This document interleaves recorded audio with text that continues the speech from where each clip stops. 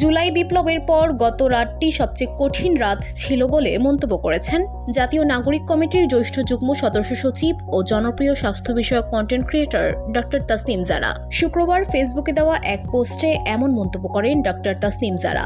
ফ্যাসিবাদ বিরোধী আন্দোলনে নেতৃত্ব দেওয়া দলগুলোর মধ্যে বিভাজন, আইনশৃঙ্খলা পরিস্থিতি, রাজনৈতিক দলগুলোর সাহায্য না পাওয়া, নির্বাচনের জন্য চাপ বাড়া, ঢাকায় ক্রমাগত আন্দোলন ও অবরোধে হতাশায় অন্তর্বর্তী সরকারের প্রধান উপদেষ্টা ডক্টর মোহাম্মদ ইউনূস পদত্যাগের কথা ভাবছেন, এমন সংবাদ প্রকাশ হয় বৃহস্পতিবার বিকেলে।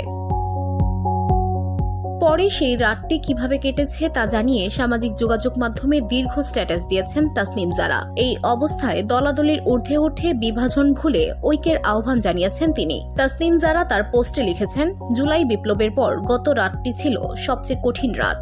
আমি এমন একটি ভাবনা শেয়ার করতে চাই যা আমাকে জাগিয়ে রেখেছে। তাসনিম জারা লেখেন, এটা দোষারোপের মুহূর্ত নয়, এটা ভাবার মুহূর্ত। বসুন্ধরা, উত্তরা, বনশ্রী, কুড়িল ও বাড্ডা সহ রাজধানীর বিভিন্ন স্থানে অভিজাত ও অত্যাধুনিক মানের ফ্ল্যাট কেনার এক নির্ভরযোগ্য প্রতিষ্ঠান প্লেজেন্ট প্রপার্টিজ লিমিটেড। তাই আপনার স্বপ্নের আবাসনের জন্য আজই যোগাযোগ করুন। Pleasant Properties Limited, where destiny matures eventually. রাজনৈতিক নেতাদের মধ্যে ক্ষুদ্র প্রতিদ্বন্দ্বিতা এবং অবিশ্বাস সমগ্র গণতান্ত্রিক উত্তরণকে ঝুঁকির মধ্যে ফেলছে। আমরা স্বল্পমেয়াদী হিসাব নিকাশের জন্য স্বাধীনতার জন্য রক্ত দেওয়া জাতির আশাকে বিপন্ন করতে দিতে পারি না।